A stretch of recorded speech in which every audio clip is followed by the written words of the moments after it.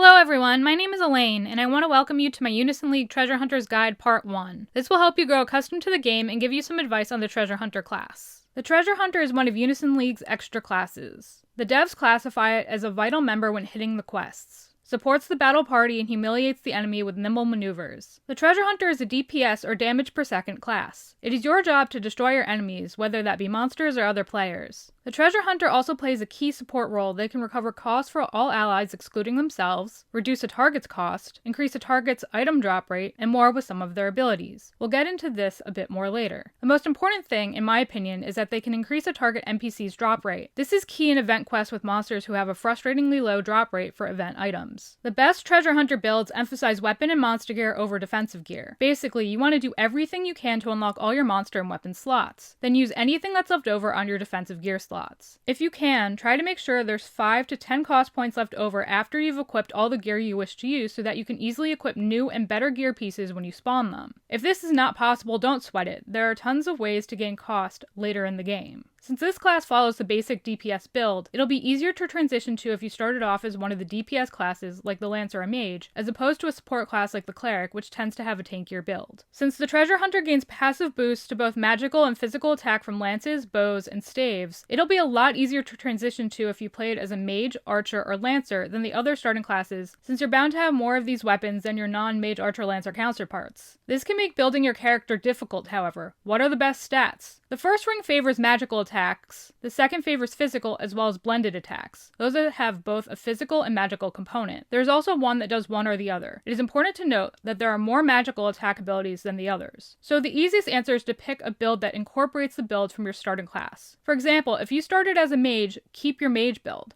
which favors magical attack and defense, and pick abilities that deal magic damage. It's also easier to make an ability set when you use a typical mage's build because there are more magical abilities than physical or blended abilities. If you find that you prefer to use abilities that don't favor your starting set, meaning you started as a mage but prefer the physical attack abilities the Treasure Hunter has to offer, for example, slowly adjust your set until you've built one that's favorable to your particular playstyle. In other words, add more lances over time as you spawn more and infuse them if you can. Now, let's talk about monsters. Magical attack and physical attack are the stats that determine your monster's damage output, so equipping monsters with these stats will help them do more damage if you're finding it lacking. With that being said, if you didn't start off as an archer, you're unlikely to have good monsters with these particular stats, especially monsters with the potential unlocked, so simply carry over whatever you have from your main class and transition to newer monsters with these stats if you'd like. It all depends on your needs. Clothing and hats are the defensive gear pieces that Treasure Hunters gain passive boosts from. Interestingly, they get a boost to physical defense as opposed to magical defense like the Cleric and Mage, for example. Hats and clothing tend to have higher magical defense than physical, whereas helmets and armor have the opposite, higher physical defense than magical. I feel as though this was done because the passive boosts you get for this class are far higher than the starting classes. Essentially, having the passive effect, the stat that tends to be lower for these gear pieces, is the dev's way of balancing the fact that the boost itself is so much higher. If you started off as a lancer or a soldier, you may not have a lot of clothing and hat gear. When you first start transitioning to the Treasure Hunter class, you may have to mix and match your defensive gear. That's okay, you can swap them out for an ideal set as you acquire more gear and continue to grow. Now that you know a bit more about the Treasure Hunter, its purpose and basic build, I want to take some time to talk about all of the shiny new abilities you've unlocked. I'm not going to talk about passive abilities, the important ones have already been covered. That leaves the non-passive abilities, the things you can equip in your sets. If you've watched my other class guides, you already know that I have a typical format for these videos, but I'm going to change things up today and see if you guys like that a little more. Instead of suggesting sets, I'm going to discuss each ability and where it might be useful, allowing you to find the best set for your specific build and playstyle. Please note that for sake of ease, I'm going to be talking about the unenchanted version of each of the following abilities. Now that that has been said, I'm going to jump right into it, starting with the Treasure Hunter's first ring, the Treasure Hunter. First up is Treasure Hunt, which has a low cooldown of 5 seconds and lower cost of 10. It targets one enemy with an ability power of 160, dealing magic damage. It has added effects. When the target is an NPC, it increases the target's item drop rate. When the target is a PC, it reduces the target's Unison gauge gains by 1 for 15 seconds, and increases your Unison gauge gains by 1 for 15 seconds. This is definitely one of my favorite Treasure Hunter abilities, and I like it for a few different reasons. First, it has a low cooldown of 5 seconds and fairly low cost of 10. Since it deals magic damage, it works well when I transition to this class from Donna, who has a classic mage build and gear. It also has a decent AP of 160 and great added effects perfect for both PvE and PvP. It's great in PvE because it increases the target's item drop rate, making it more likely that those monsters with frustratingly low drop rates will give you the item you need. In PvP, it's nice because it reduces the target's Unison gauge gains while increasing your own. This can be vital in both guild battle and colo, when Unison battles often dictate the outcome of the battle. Next up is Heart of Fortune, which has a long cooldown of 60 seconds and higher cost of 25.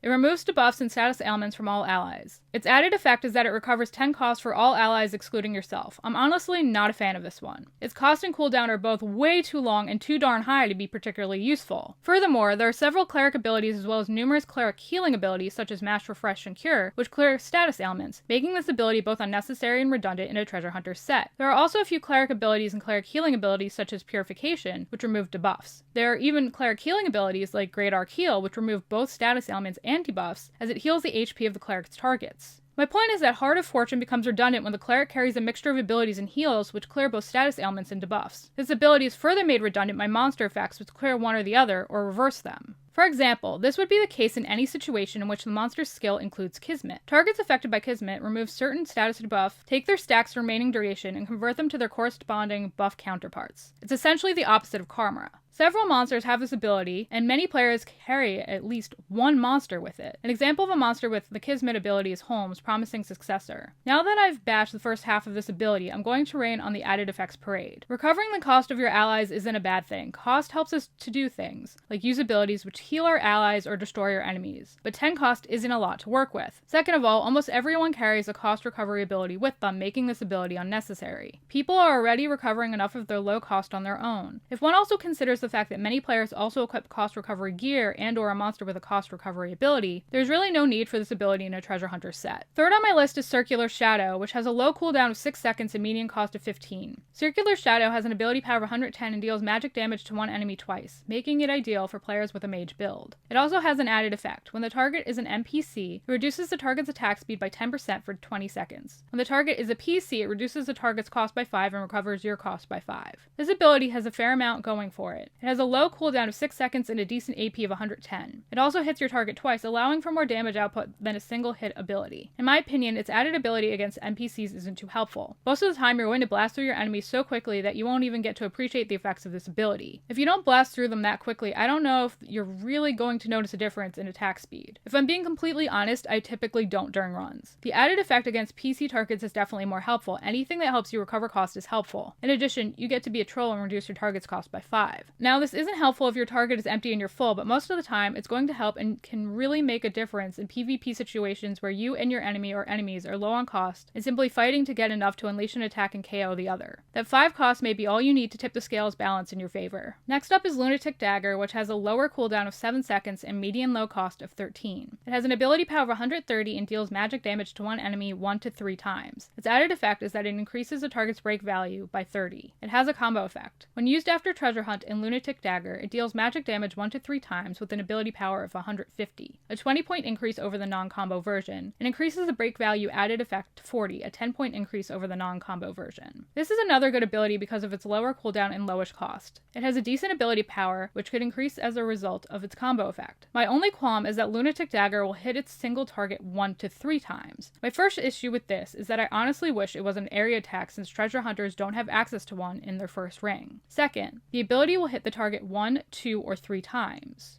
You don't know which it is until you unleash your power. If you're unlucky like me, you're going to be hitting the target one time over and over, and that's a bit bothersome. I wish there was some consistency here with the amount of hits because luck is going to be dictating your damage output to a large degree. I like Lunatic Dagger's added effect, however, since it increases the target's break value, making it more likely that you and your team will inflict critical damage. This could really turn the tide into guild battle and will probably shave off some time in your quest runs, which can be nice since they do add up after a while. The fact that this ability grows stronger when used in combination makes me like it even more. We definitely have something solid for both PvE and PvP here. Last in this ring is Extended Unison, which has a long cooldown of 40 seconds and high cost of 20. It increases the unison gauge capacity of one ally and their adjacent allies, a max of 3 allies, by 10 for 60 seconds. I have mixed feelings about this ability. First, its cooldown is ridiculous. 40 seconds? At least its effects haven't worn off by the time you can use it again on the rest of your team, I guess. And the cost? 20? Sheesh, rob me blind, why don't you devs? This ability is definitely most useful in PvP situations, especially when you're facing teams who use abilities like a Lancer's Negative Pressure, which decreases its target's unison gauge because it gives you a bit of a buffer to work with, often allowing you and your teammates to bypass an ability like Negative Pressure's effects